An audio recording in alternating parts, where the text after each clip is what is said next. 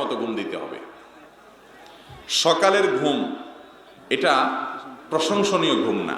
অসুস্থ মানুষ, রাতভর কোনো কারণে কাজ করতে হয়েছে, তিনি ঘুমাবেন ভিন্ন কথা, কিন্তু আমরা বেশিরভাগ মানুষ এখন অভ্যস্ত হলাম যে সকালের ঘুম তো যাইতেই হবে। ঠিক না ঠিক?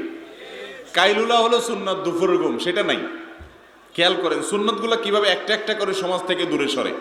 রাতে তাড়াতাড়ি শোয়া সুন্নাত সেটা নাই, সকালে জেগে থাকা সুন্নাত সেটাও নাই, আবার দুপুরে ঘুম সেটাও নাই, মানে সব উলট পালট। দুপুরে ঘুমানো সুন্নাত, তখন আমরা ধুমসে কাজ করি, আর সকালে জেগে থাকা সুন্নাত, তখন আমরা ধুমসে ঘুমাই। সন্ধ্যায় তাড়াতাড়ি ঘুমাইতে হবে, তখন আমরা জেগে থাকি। ভোরে তাড়াতাড়ি উঠতে হবে, তখন আমরা ঘুমায় থাকি।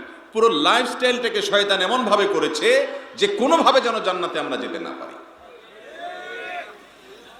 এটা যদি আমরা বুঝতে পারি এবং সেটাকে আমলে আনতে পারি, তাহলে কাজ হবে। আমার কথা ঠিক বলে লাভ নাই।